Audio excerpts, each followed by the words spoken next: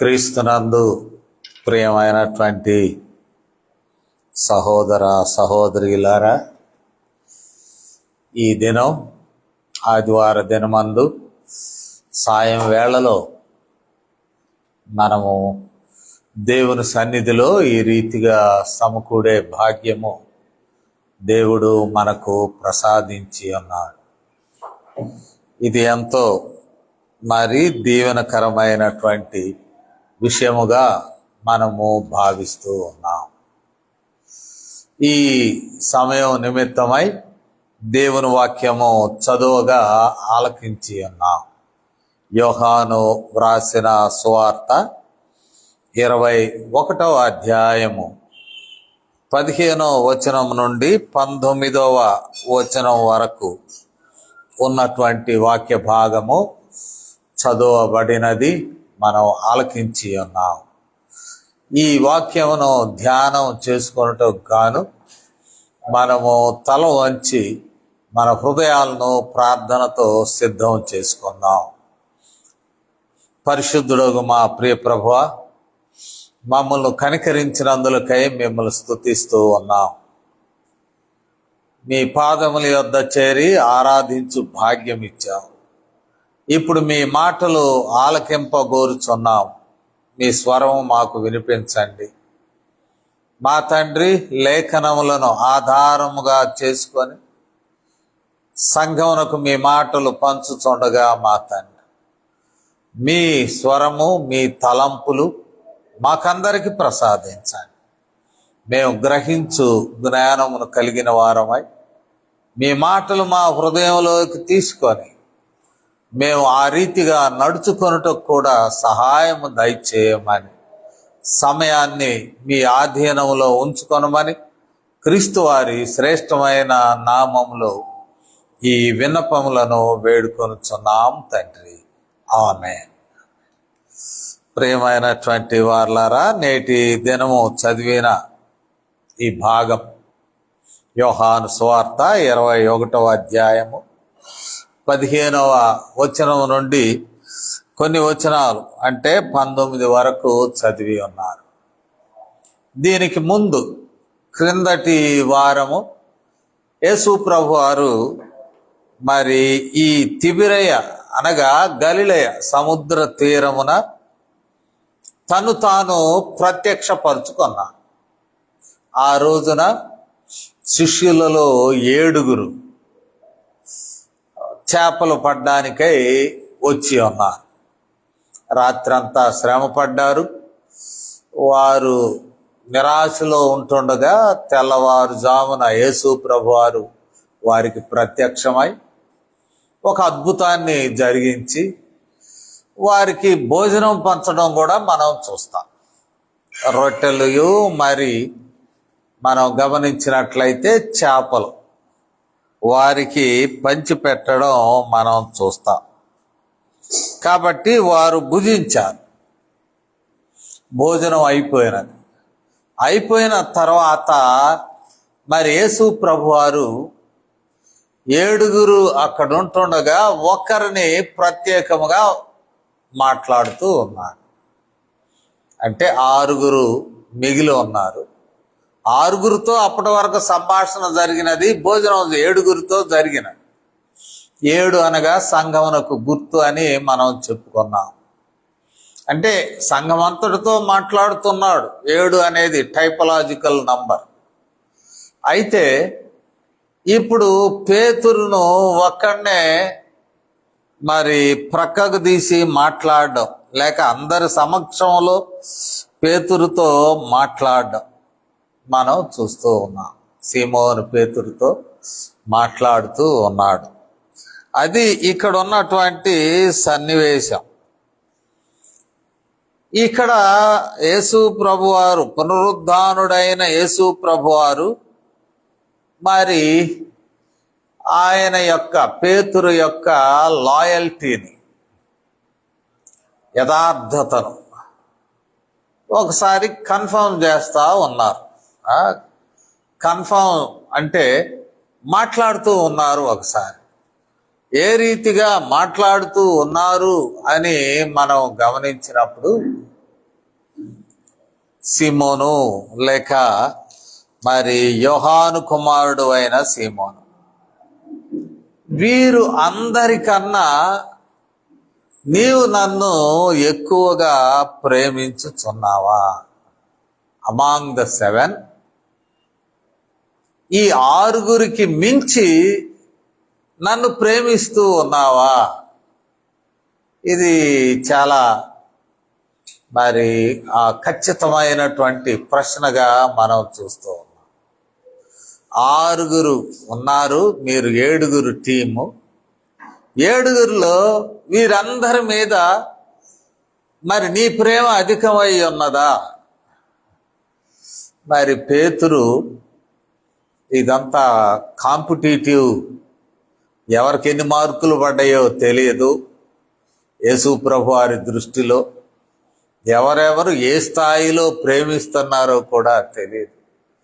అందుకని నీకే తెలుసు కదా ప్రభువా, చాలా జవాబు చెప్పుచూ ఉన్నాడు. అవును ప్రభువా, నేను నిన్ను ప్రేమించుచున్నానని నీవే ఎరుగుదు, నీకే తెలుసు కదా, నేను ఇంకేమి చెప్పగలను అని మాట్లాడడం మనం చూస్తూ ఉన్నాం. అంటే ఇక్కడ సిలువకు ముందు మరి పేతురు తన లాయల్టీని చక్కగా తెలియజేశాడు. మనము సంభాషణలో చూస్తే మత్తయి సువార్తలో అన్ని సిలువ ఎదురవుతున్నప్పుడు జరిగిన సంభాషణ. మత్తయి సువార్త 26వ అధ్యాయము. ఒకసారి మనము 26వ అధ్యాయంలో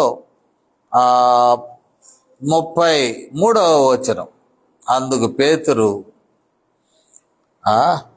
నీ విషయమై అందరూ అభ్యంతరపడ్డారు. అంటే అందరూ, నీ ఫాలోయర్స్ అందరూ అభ్యంతరపడినాను, నేను ఎప్పుడునూ అభ్యంతరపడనని ఆయనతో చెప్పినాడు యేసు ప్రభువారు. వెంటనే మరలా నీవు జరగబో కార్యం ఇది, కోడి కూయకు ముందే మరి బొంకుతావు, నాకు తెలియదంటావు. ఈ విషయాన్ని చూసినట్లయితే యోహాను కూడా ఇదే సన్నివేశాన్ని రాస్తాడు. యోహాను 13లో చూసినట్లయితే సేమ్ ఈవెంట్ను మరి యోహాను కూడా రాసి పెడతాడు. 13వ అధ్యాయంలో యోహాను సువార్త ఈ 36, 37 వచనాలు మనం చూసినప్పుడు ఇంకొక పదజాలం కనబడుతూ ఉంటుంది. సీమోను పేతురు, ప్రభువా నీవెక్కడికి వెళుచున్నావని ఆయనను అడగగా, యేసు, నేను వెళ్ళుచున్న చోటికి నీవిప్పుడు నా వెంట రాలేవు గాని తరువాత వచ్చేదో అని అతనితో చెప్పాను. అందుకు పేతురు, ప్రభువా నేనెందుకు ఇప్పుడు నీ వెంట రాలేను? నీ కొరకు నా ప్రాణం పెట్టుదునని ఆయనతో చెప్పగా, అదే మాట యోహాను రాస్తాడు. కోడి కుయ్యకు ముందే మరి ముమ్మారు నువ్వు ఎరుగునని అంటావు, ఆ తర్వాతనే కోడి కోస్తుంది అని చెప్పడం జరిగినది. ఇవి సన్నివేశాలు. So Peter expressed his loyalty honestly before the cross.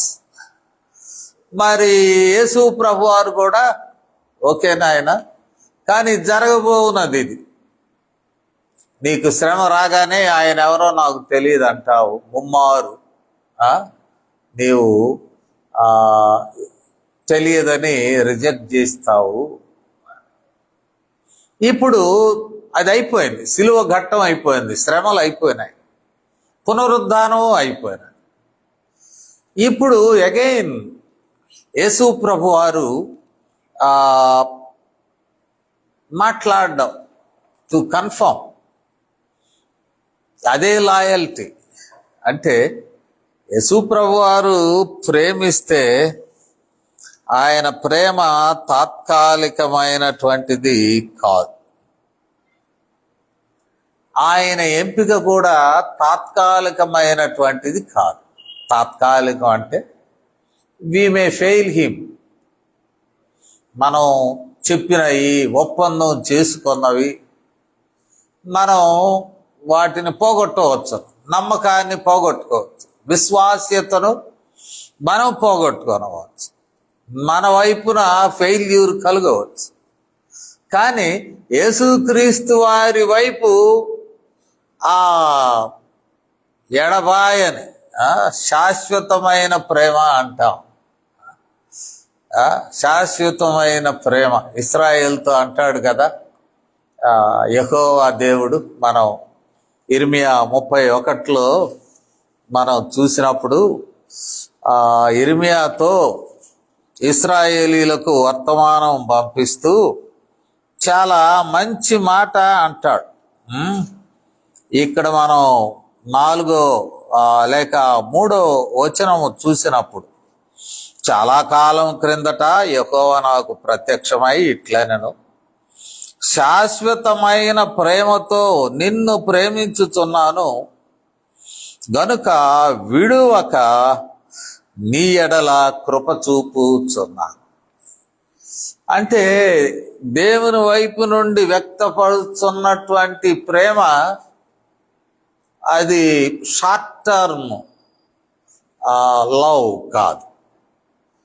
అంటే మనం కొన్నిసార్లు ఆయనను మనము ఆ ప్రేమకు విశ్వాసఘాతకులుగా మనం కనపడతాం.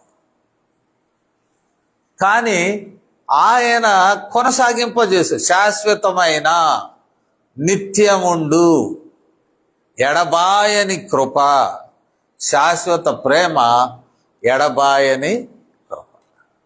అందుకనే యోహాను మరలా దగ్గరికి తీసుకొని, మరి భోజనం చేశారు, అయిపోయింది, 7 తిన్నారు. మరి వెంటనే సీమోను పేతురును అడుగుతున్నాడు, ఏంటి నన్ను ప్రేమిస్తున్నావా అని చెప్తూ, వీరందరికంటే because you are taken as a leader, ఈ బండ మీద నా సంఘమును కడతానన్నావు, ఈ బండ మీద నా సంఘమును కడతాను అని యేసు చెప్పాను. అయినా కూడా ఓ చిన్న విషయంలో మరి ఆయన పేతురు కొంచెం ఇబ్బంది పడ్డాడు. యేసు ప్రభువారు అదే మాటను ఆయన వెనక్కి తీసుకోలేదు. ఆ రోజు ఏదో అన్నాను, నీవు గొప్పోడు అనుకున్నాను, ఈ బండ మీద సంఘాన్ని అన్నాను, అంతేకాదు పరలోకం తాళపు చేతులు కూడా నీకే ఇస్తానన్నాను, ఏవేవో మరి నువ్వేమో ఫెయిల్ చేసావు, ఇంక నేనేం చేశాను. So it is not conditional love. ఒక విధంగా చెప్పాలి, యెహోవా దేవుడు ఇశ్రాయేలీలతో వాగ్దానాలు ఉన్నాయి, నిబంధనలు ఉన్నాయి. All of them are conditional. మీరు నాకు ప్రజలుగా నమ్మకంగా ఉంటే నేను మీకు దేవుడిని అంట. If you fail me I need to reconsider. Jehovah దేవుడు కూడా మరలా రీకన్సిడర్ చేశాడు ఇశ్రాయేలీయుల విషయంలో. ఇప్పుడు మనం చూసినట్లయితే యెహోవా దేవుని బోలి కుమారుడైన యేసుక్రీస్తు వారు, రక్షకుడైన యేసుక్రీస్తు వారు, ఆయన కూడా ఒకసారిగా విడిచిపెట్టడంలో విడిచిపెట్టేటువంటి దేవుడు కాదు. పలకరించాడు, మాట్లాడాడు పేతురు, మరి వీరందరికన్నా ఎక్కువగా నీవు నన్ను ప్రేమిస్తున్నావు. అది 3 సార్లు రిపీటెడ్, 3 సార్లు రిపీట్ చేసినట్లు మనం చూస్తూ ఉన్నాం. ఈ 16, 17 వచనాలు మనం చూసినట్లయితే 3 సార్లు రిపీట్ చేశాడు. 3 సార్లు రిపీట్ చేసి అప్పుడు తర్వాత విషయం చెప్పాడు, చెప్తూనే ఉన్నాడు. మనకు కూడా 3 విషయాలు ఇక్కడ కనపడతాయి. ఒకటి మరి మేపుము, కాయుము, మూడవది మరణం అంటే టు సఫర్. ఒక విధంగా కాపరికి ఇది కాపర్లకు సంబంధించిన మాట అని కూడా అనుకోవచ్చు. మేపటం, కాయడం, శ్రమ పడ్డం, మరణాన్ని గురించి కూడా ఫాలోడ్ బై ఈ 16, 17 తర్వాత 18, 19లో మరణా నుంచి కూడా గురించి కూడా మాట్లాడతారు. ఇవి యేసు ప్రభువారికి ఆ పోలిన అనుభవాల్ని యేసు ప్రభువారు కోరుతున్నాడు. అసలు కాపరి ఎవరు? యేసుక్రీస్తు వారే. నేను గొర్రెలకు మంచి కాపరిని అంటాడు. పాత నిబంధనలో చూస్తే 23వ కీర్తనలో యెహోవా నా కాపరి అంటూ దావీదు ఆ కీర్తన రాస్తాడు. అంటే యెహోవా తండ్రి అయిన దేవుడు కాపరిగా తనను పోల్చుకున్నాడు.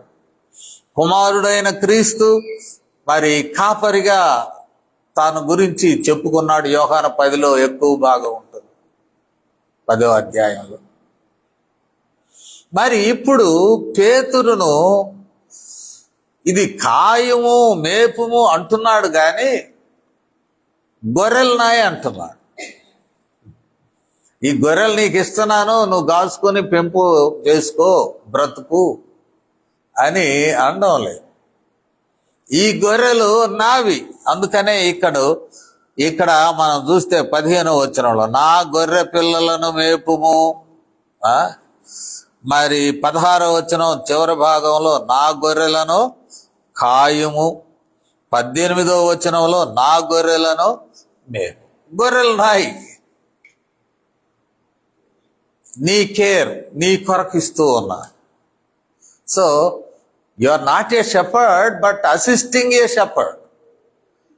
అసలు కాపరి దేవుడే, గొర్రెలు ఆయనకి చెంది అన్నాడు. కొన్నిసార్లు పాస్టర్లు వితండ వాదం చేస్తూ ఉంటారు. ఏమిటా వాదం అంటే, నేను బాప్తిసం ఇచ్చాను, మీరు నాకు చెందిన గొర్రెలు, జాగ్రత్త, నా మాట మేరకూడదు, మీరు నా గొర్రెలై అన్నారు, నా పిల్లలై అన్నారు. కొంచెంగా స్పిరిచువల్గా ఒక గైడ్గా ఉండగలమేమో కానీ మనకు ఓనర్ ఆయనే, గొర్రెలన్నిటికీ ఆయనే, ప్రధాన కాపరి కూడా ఆయనే. ఒకవేళ ఆయన కాపరత్వం మానుకొని ఈ దిగు ఉండేటువంటి కొందరికి కాపరత్వం అప్పగిచ్చాడంటే ఆయన అది మానుకోలేదు. ప్రధాన కాపరి ఆయనే. ఆయన కాపరిగా ఉంటూ నా గొర్రెలు నీవు మేపువయ్యా, కాయమయ్యా అని ఇస్తూ ఉన్నాడు. అది కీలకమైనటువంటి విషయం. ఈ విషయాన్ని మనము జాగ్రత్తగా గమనించాలి. పేతురు కూడా తన పత్రికలో ఈ విషయాలు మంచి అవగాహనలో ఉన్నాయని మనం చూస్తాం. మొదటి పేతురు పత్రిక చూడండి. పేతురు తాను పత్రికలు వ్రాస్తూ మొదటి పేతురు పత్రికను మనం చూద్దాం. ఒక విధంగా 2వ అధ్యాయం 25వ వచనం. పేతురు వ్రాసిన మొదటి పత్రిక మరి 2వ అధ్యాయము 25వ వచనంలో అంటాడు, మీరు గొర్రెల వలె దారి తప్పి పోతిరి గాని ఇప్పుడు మీ ఆత్మలకు కాపరియు అధ్యక్షుడునైన ఆయన వైపుకు మళ్ళీ ఉన్నారు. ఆయన వైపు. కాపరి ఎవరు? ఆయన. అంటే హీఈస్ అవేర్. కాపరి ఆయనే, అధ్యక్షుడు కాపరి ఆయనే. ఒక విధంగా అధ్యక్షుడు అంటే బిషప్ అని ట్రాన్స్లేట్ చేస్తాం కొన్నిసార్లు ప్రెస్బిటర్ అని ట్రాన్స్లేట్ చేస్తాం. బిషప్పులు అనుకునే వాళ్ళైనా వాళ్ళు బిషప్పులు కాదు, అసలైన ప్రధాన బిషప్ అక్కడ ఉన్నాడు. లేక కాపరి అనేటువంటి వారికైనా ఆయన ఆత్మల కాపరి ఆయన ఉన్నాడు, పేతురే అంటున్నాడు, మనం గమనిస్తూ ఉన్నాం. అట్లాగనే 5వ అధ్యాయంలో కూడా మనము చూడవచ్చును. 5వ అధ్యాయం చూసినట్లయితే ఇది 1 పేతురు పత్రిక 5వ అధ్యాయం 2-3 వచనాలు. బలిమి చేత కాక దేవుని చిత్త ప్రకారము ఇష్టపూర్వముఖంగాను దుర్లాభ అపేక్షతో కాక సిద్ధ మనసుతోను మీ మధ్యనున్న దేవుని మందను పై విచారణ చేయుచు దానిని కాయుడి. మీకు అప్పగింపబడిన వారిపైన ప్రభువులై అట్టు ఉండక మందకు మాదుర్లుగా ఉండుడి. అంటే పేతురు కూడా హీ అండర్స్టూడ్. ఇక్కడ గొర్రెలు గాయమని యేసు ప్రభు వారు అసైన్ చేశాడు. చేసినప్పటికీ పేతురు అర్థం చేసుకున్నాడు, ఇవి నా గొర్రెలు నీకు అప్పచెప్తున్నాను. ఎప్పుడు అప్పచెప్తున్నాను? నీవు నన్ను ప్రేమిస్తున్నావా లేదో కన్ఫర్మ్ చేసుకోవాలి. రిపిటీషన్స్ 3 సార్లు జరిగినాయి. ఎందుకంటే ఆ యథార్థతను పరిశీలించడానికి అడిగి అప్పుడు చెప్పాడు, గొర్రెలు నావి, నేను కాపను, కానీ నిన్ను ఏర్పాటు చేయించు ఉన్నాను అనేటువంటి మాట మరి మనము చూస్తూ ఉన్నాం. వీటి నిమిత్తమై ఏర్పాటు చేయించున్నాము. మరొక విషయాన్ని జ్ఞాపకం చేయాలి. మేపుము కాయుము 2 పదాలు. మేపుము అంటే కాపరి ఏం మేపుతాడు? పేతురు మేపగలిగేది ఏంటి? వాక్యం అనే పాలు. మీరు పిల్లలుగా ఉన్నప్పుడు ఆత్మీక విషయాల్లో నెమ్మదిగా పాలు పట్టించడం, లేక పవిత్రమైనటువంటి లేక కల్తీ లేనటువంటి పాలతో వారిని పోషించడం, నర్చరింగ్. కల్తీ లేనటువంటి పాలు. So it says about pure gospel, pure scripture, without దాన్ని ఏమంటాం, కల్తీ చేయకుండా, ఏమాత్రం కల్తీ చేయకుండా మంచి శ్రేష్టమైనటువంటి ఆహారంతో మందలను మేపే బాధ్యత కాపర్లకు ఉన్నాయి. ఇది మంద దినదినం ఎదగాలి. అవి ఎదగాలి ఖచ్చితంగా. మరి నేను గమనిస్తూ ఉన్నాను గ్రామాల్లో, ఈ పనులు అయిపోయాక, ఈ రెగ్యులర్గా ఉండేటువంటి వ్యవసాయ పనులు అయిపోయాక వీళ్ళెళ్ళి గొర్రె పిల్లలను కొనుక్కొచ్చుకుంటున్నారు. ఒక 6 నెలలు 7 నెలలు అవి రెడీ అవుతున్నాయి. వాటిని అమ్మేసి మరలా వ్యవసాయ పనుల్లోకి వెళ్తున్నారు. ఎందుకంటే వర్షాకాలం వాటికి డబ్బులు ఎక్కువ అని మనం పడలేము ఆ బాధ. సరే, కానీ చిన్న గొర్రె పిల్లలను కొని అవి పెద్దవయ్యేంత వరకు వాటిని మేపడం, గొర్రెలు పెద్దవి కావాలి. అందుకనే ఒక భక్తుడు అంటాడు, గొర్రెలు లేక సంఘస్థులు ఆత్మికంగా ఎంతవరకు ఎదుగుతారు అని అంటే, పాస్టర్ గారికి ఆత్మిక స్థాయి ఎంత ఉంటే అంతవరకేనట. బియాండ్ దట్ వాళ్ళు ఎదగలేరట. పాస్టర్ గారి స్పిరిచువల్ లెవెల్ ఎంత ఉన్నదో, కాబట్టి స్పిరిచువల్ లెవెల్ అంటే హిజ్ లైఫ్ అండ్ విట్నెస్. కాపరి యొక్క జీవితము, ఆయన సాక్ష్యము ఏ స్థాయి వరకు ఉన్నదో గొర్రెలను కూడా ఆ స్థాయికే నడిపిస్తాడు. అది మరి గమనించదగినటువంటి విషయం. మేపుము, మేపి పెద్దవి చేయము. మేపుట్టులో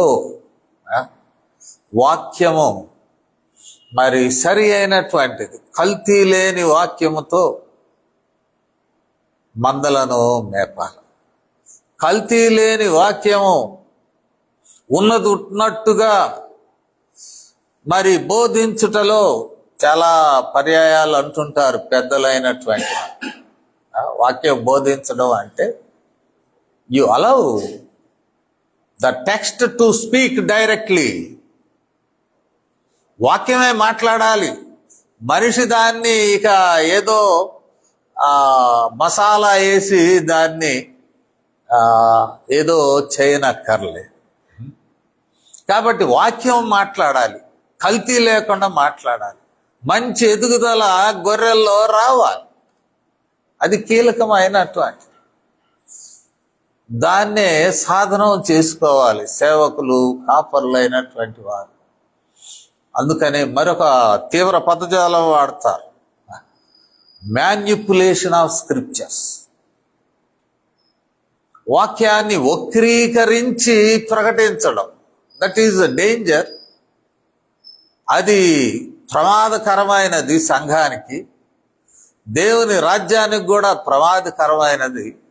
దాని నుండి విడుదల పొంది నిర్మలమైన పాలతో, నిర్మలమైన అనే మాట వాడబడుతూ ఉంటుంది బైబిల్ అంటే కల్తీ లేని పాలతో, వాక్యం అనే పాలతో గొర్రెలను పెంచాలి, గొర్రెలను పెంచాలి. కాబట్టి అంటాడు వాటిని మేపుము, మేపుము అనేటువంటి మాట.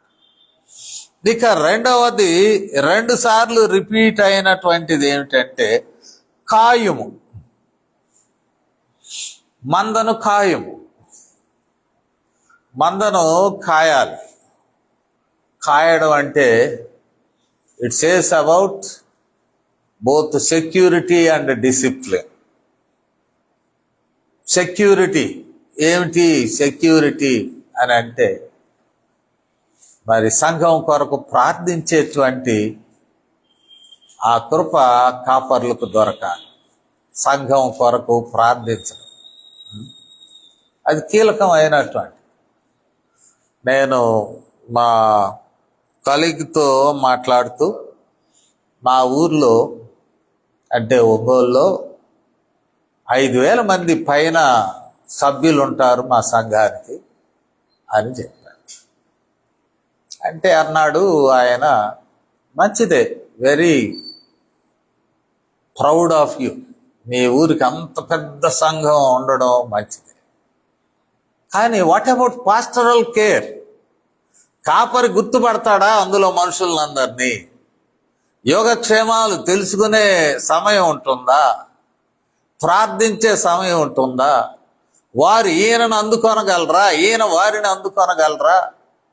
ఇది కొంచెం ఇబ్బంది అయ్యా అన్నాడు. నా గొర్రెలు నా స్వరం వింటారు కానీ పేరు పెట్టి పిలవగలడు, గొర్రెలను పేరు పెట్టి పిలవగలడు కా. ఇది కీలకం. బాగోగులు సంగతి, వారి యొక్క జీవన పోరాటాలు ఏ రీతిగా ఉన్నాయి, వారు కాపరికి చెప్పడానికి, కాపరి వారి కొరకు విజ్ఞాపన చేయడానికి, వారి కొరకు ప్రార్థన చేయడానికి, వారి విషయంలో దేవుని యొద్దకు తీసుకువెళ్ళడానికి. కాబట్టి సంఘం విషయంలో కాపరి సాతాను దాడుల నుండి భద్రముగా ఉండులాగున కాపరి సంఘాన్ని కాస్తాడు. మనం 10వ అధ్యాయంలో చూస్తాం, జీతగాడు జీతగాడే. యోహాను సువార్త 10వ అధ్యాయంలో మనం గమనించినట్లయితే అంటున్నాడు, జీతగాడు జీతగాడే. చాలా గట్టిగా చెప్పడం మనం చూస్తూ ఉన్నాం. జీతగాడు ఏం చేస్తాడు అంటే పారిపో. 12వ వచనం, జీతగాడు గొర్రెల కాపరి కాడు గనుక గొర్రెలు తనవి కానందున తోడేలు వచ్చుట చూచి గొర్రెలను విడిచి పారిపోవును. అంటే అంత ఆబ్లిగేషన్ లేదు. గొర్రెలను కనిపెట్టుకుని వాటిని కాపాడాలి, వాటి కొరకు దేవుని వేడుకోవాలి, తోడేళ్ల నుండి కాపాడాలి, సాతాను దాడుల నుండి కాపాడాలి, వారికి భద్రత కలుగు చేయాలి, శ్రమలను వారు విత్స్టాండ్ కావాలి, గొర్రెలు భద్రముగా ఉండాలి. ఇది కాపరి కాయుటలో ఉన్నటువంటి ఆ ప్రత్యేకత, కాయడం, వాచ్ఫుల్నెస్. గొర్రెలను కాయమయ్యా, వీటిని కాయము. అంతేకాదు మనము గమనించినట్లయితే మరి క్రమము కూడా, గొర్రెలకు క్రమం నేర్పుతాడు. క్రమం అంటే ఎక్కడ మేయవలనో అక్కడికే తీసుకెళ్తాడు, ఎక్కడికి నడిపింపబడవలనో అక్కడికి నడిపిస్తాడు, తప్పుడు త్రోవల్లోకి వెళ్లకుండా జాగ్రత్త పడతాడు. అందువల్లనే అంటాడు, యెహోవా నా కాపురంటూ నీ యొక్క దండం. దండం అంటే డిసిప్లినింగ్ రాడ్. ఒక దెబ్బేస్తాడు, సరి చేస్తాడు,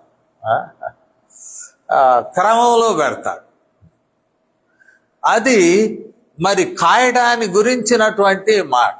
సో సంఘంలో మనం ఉంటూ ఉన్నప్పుడు ఒకటి, దేవుని వాక్యంతో మనం పోషింపబడ్డానికి దేవుడు ఏర్పాటు చేయిచూ ఉన్నాడు. రెండవది మనం చూసినట్లయితే మనము కాయబడ్డానికి, అంటే మన ప్రార్థనలో మనకు భద్రత ఉంటాయి, మన కొరకు మనం ప్రార్థించాలి, మన కొరకు ప్రార్థించాలి. ఆ దినాల్లో మా తండ్రి గారు తల్లి గారు ముండ్లమూరు అనే దగ్గర, ఇప్పుడు మండల కేంద్రం, అక్కడ పంతుళ్ళు. పంతుళ్ళు అయితే మా నాన్నగారు చెప్పాడు, వాళ్ళకి ట్రాన్స్ఫర్ అయింది, ఇప్పుడున్న ఊరికి ట్రాన్స్ఫర్ చేశారు, పోలవరం. రెడీ అవుతున్నారు, సర్దుకుంటున్నారు, సామాను సర్దుకుని బయలుదేరుతున్నారు. ఒక రాత్రి బయట ఆయన కూర్చుని ఉంటే ఒక హాస్యం వినపడుతుందంట, నవ్వు చీకట్లో నుంచి. నువ్వు వెళ్ళిపోతున్నావు కదా, ఇంతకాలం అప్పుడు పోలీస్ లైన్లో ఉండేవాళ్ళం అందరం, అవి వేకెంట్గా ఉండేవి, అందులో ఈ ఉద్యోగాలు చేసుకునే వాళ్ళు జ్వరబడి అందులో ఉండి విధులు నిర్వహించుకునేవాళ్ళు. ఈ లైన్లో అన్ని కుటుంబాల కొరకు ప్రార్థన చేస్తుంటావు కదా, సో వాళ్ళకి మీ కాపుదల లేదు, ఇక పోయినట్టే, ఇక నా అధీనంలోకి వస్తున్నారని అపహాస్యం చేస్తూ మాట్లాడడం ఆయనకి చెవులకు వినపడింది. చెప్తాననే కాపుదల పెట్టావు ఇంతవరకు, మరి ఈ సమయంలో ఆ కాపుదల నీవు, కొందరు విశ్వాసులు ఆ లైన్లోనే లేచారు, వారు తదుపరి కాలంలో దైవజనులుగా మారారు. ఆ లైన్లో నుండి, పోలీస్ లైన్లో నుండి. సాతానుడికి జయం లేదు. సమ్వేర్ సాతానుడు జ్వరపడాలని, ఎవరిని మృంగుదో అని గర్జించు సింహం వలె వాడు తిరుగులాడుతూ ఉంటుంటాడు. కాపుదల ఇవ్వాల్సినది దైవ సేవకుడే, కాయాలి, దైవ సేవకుడు కాయాలి, ప్రార్థించాలి. అది కీలకమైనటువంటి. కాపరి అంటే ఇదేదో ఒక సొసైటీ, ఈ సొసైటీలో ఒకరు పాస్టర్, ఒకరు ఇది, ఒకరు అది, ఒకరు ఇట్లా అట్లా, జస్ట్ రన్ ద షో. ఒక సంఘం అనేటువంటిది ఒక షో లాగా నడిపించడమే పెద్ద skill. More than that, praying person, కాపుదలనిచ్చేవాడు, సాతాను దాడులు సంఘస్థుల మీద ఉండకుండా దేవుని దగ్గర గోజాడేవాడు, వేడుకునేటువంటి వాడుగా కాపరి ఉండాలి. కాబట్టి కాయము అనేటువంటిది మంచి మాట. ఇక చివరిగా యేసు ప్రభువారు అన్న మాట జ్ఞాపకం చేసుకొని మనము ముగిద్దాం. మనం చివరగా చూసినట్లయితే అంటున్నాడు, మరణాన్ని గురించి చెప్పుచూ ఉన్నాడు. డెత్. అయ్యా, నీవు సేవ చేస్తున్నావు, యవనుడు, నీవు చేస్తావు, నీకు ఆ స్వేచ్ఛ ఉన్నది. కానీ ఒక సమయం వస్తుంది, పేతురుకు కూడా ఆ సమయం వచ్చింది. లిటరల్గా నీవు నిస్సహాయుడు అవుతావు. మరొకడు నిన్ను మరణం వైపు తీసుకువెళ్తాడు. అది ఇక్కడ చెప్పబడినటువంటి నీకిష్టము కాని 18వ వచనంలో సగం నుండి, నీవు ముసలివాడు అయినప్పుడు నీ చేతులు నీవు చాచుదు, వేరొకడు నీ నడుము కట్టి నీకిష్టము కాని చోటికి నిన్ను మోసుకొని పోవునని నీతో నిశ్చయముగా చెప్పుచున్నానని అతనితో. So you live up to old age. కానీ నీవు హతసాక్షి అవుతావు. అంటే ప్రధాన కాపరి ఈ పనులు చేశాడు. ప్రధాన కాపరి వాక్యంతో మేపాడు ఆ జన సమూహాలను. కొన్నిసార్లు ఫిజికల్లీ ఆల్సో. 5 రొట్టెలు 2 చేపలు, పగలంతా వాక్యం చెప్పి 5 రొట్టెలు 2 చేపలు బ్రహ్మాండమైనటువంటి భోజనం వారికి చేయించాడు. అవి జరిగినాయి. రెండవది కాశాడు, వారి కొరకు ప్రార్థన చేశాడు. ఈ యోహాను సువార్తలు అయితే 2-3 అధ్యాయాలు ప్రార్థనే ఉంటుంది. అయ్యా, వీళ్ళ కొరకు ప్రార్థిస్తున్నాను, ఈ శిష్యుల కొరకు ప్రార్థిస్తున్నాను, వీరు నా వారు, నా ద్వారా నిన్ను తెలుసుకున్నవారు. వారి గురించి అనేక విషయాలు ప్రార్థన చేయడం మనం చూస్తాం. కాశాడు. మరి మూడవదిగా చూసినట్టు, he suffered for the sake of sheep. అందువలన 10వ అధ్యాయంలో అంటాడు, నేను గొర్రెలకు మంచి కాపరిని. కాపరి తన ప్రాణాన్ని గొర్రెల కొరకు తన ప్రాణమును పెడతాడట. యోహాను 10లో మరి అంటాడు, 11వ వచనం, నేను గొర్రెలకు మంచి కాపరిని, మంచి కాపరి గొర్రెల కొరకు తన ప్రాణము పెట్టును. సో ఆ రిస్క్ కూడా ఉన్నది, అది కూడా మాట్లాడుతూ ఉన్నా. ప్రధాన కాపరి తన ప్రాణం పెట్టాడు గొర్రెల కొరకు. మరి ఉపకాపరి అదే అనుభవంలోకి వెళ్ళాలి కదా. లేక చిన్న కాపరి, ఇన్ఛార్జి షెఫర్డ్, అసలు చీఫ్ షెఫర్డ్, ఆయన మేపాడు, కాశాడు, చివరకు ప్రాణము పెట్టాడు.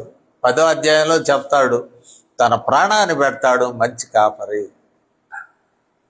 అంటే పేతురు, సిమోను పేతురు, నీకు డెత్ సామాన్యమైనది కాదు, శ్రమలతో కూడినటువంటి. నువ్వు ప్రొటెస్ట్ చేయలేవు. నీ చేతులు బట్టి వాళ్ళు మరణం దగ్గరికి తీసుకెళ్తుంటే నువ్వు గుంజుకొని వెళ్ళడానికి నీ యవనం లేదు, అయిపోయింది. ఆ సమయంలో నీవు హతసాక్షి అవుతావు. అంటే క్రీస్తు రూపములోనికి నీవు మారుతావు. ఇది కీలకం. అందువల్లనే మరి అంటాడు పేతురుతో, చివరిగా ఒక మాట చూసి ముగిస్తాను. లూకా 22:32 వచనాన్ని ఒకసారి మనము చూద్దాం. 32 వచనంలో అంటున్నాడు, నీ నమ్మిక తప్పిపోకుండానట్లు నేను నీ కొరకు వేడుకొంటిని. విజ్ఞాపన చేస్తున్నాడు చిన్న కాపర్ల కొరకు, పెద్ద కాపరి. నీ నమ్మిక తప్పిపోకుండానట్లు నేను నీ కొరకు వేడుతిని. నీ మనసు తిరిగిన తర్వాత నీ సహోదరులను స్థిరపరచుము. స్థిరపరచుము. నీ మనసు తిరిగాక, ఇప్పుడు బికమింగ్ వీక్, విశ్వాసంలో కొంచెం డౌన్ అయిపోతున్నావు, ఓకే. ఒక దినమున విశ్వాసములో నీవు తిరుక్కుంటావు, విశ్వాసంలో బలపడతావు. నీవు తిరుక్కుంటావు. నీవు బలపడ్డాక నీవు ఈ కార్యములు చేస్తావు. మేపుము, కాయుము. మరి చివరగా చెప్పినటువంటి విషయం ఏమిటంటే శ్రమ పడుము, మహిమపరచుము క్రీస్తును. శ్రమలలో పాలివాడు అయ్యుండి క్రీస్తును మహిమపరచడం. To suffer for the sake of Christ is glorifying Christ. నువ్వు శ్రమ పడుతున్నావు అంటే అనేక విషయాల్లో శ్రమ అంటే మనల్ని ఇప్పుడు సింహభవనంలో ప్రస్తుతం అయితే లేదు పరిస్థితి, భవిష్యత్తులో వేస్తారేమో తెలియదు, కానీ ఈ రోజునైతే అది లేదు. రంపాలతో కోసేవాళ్ళు లేడు, సింహాలకు ఎరగా వేసేవాళ్ళు లేరు. ఒక దినాన వస్తారేమో మనకి తెలియదు. Till then we suffer. కొన్నిసార్లు విశ్వాస జీవితంలో పరిచర్యలు వి సఫర్ సైకలాజికల్లీ, ఫైనాన్షియల్లీ, సొసైటీలో, సమాజంలో, సోషలాజికల్లీ మనం వివిధ రీతులుగా సఫర్ అయ్యే పరిస్థితి వస్తుంది. ఆ సఫరింగ్స్లో if we withstand, that is glorifying God. అట్టి కృప మరి పరిచర్య చేయుచున్న మాకును, విశ్వాసులుగా ఉంటున్న మనందరికీ దేవుడు యేసుక్రీస్తునందు అనుగ్రహించునుగాక. ఆమేన్. ప్రార్థన చేస్తాను. కృప కలిగిన తండ్రి, మాతో మాట్లాడినందుకు వందనాలు చెల్లిస్తూ ఉన్నాం. మీరు కృప చూపండి మా తండ్రి. నాయన, ఆ రోజున పేతురుతో మాట్లాడినా నీ మనసు తిరుగుతుంది. ఒక దినమున నీవు బలహీనుడు అయినప్పటికీ తిరిగి పునరుద్ధరింపబడతావు. అటు పిమ్మట జరగవలసిన విషయంలో చెప్పినావు తండ్రి. మమ్మను కూడా కనికరింపు. మేము పోషింపబడ్డం, ప్రధాన కాపరి చేత కాయబడ్డటం, అంతేకాదు క్రీస్తు శ్రమలలో మేము కూడా పాలివారమగుటం, ఆ భాగ్యమునిచ్చి మమ్మల్ని బలపరచమని, మీరిచ్చిన మాటలు మా హృదయంలో ఫలింప చేయమని క్రీస్తు వారి శ్రేష్టమైన నామములో ఈ విన్నపములను వేడుకొంచున్నాము తండ్రి. ఆమేన్.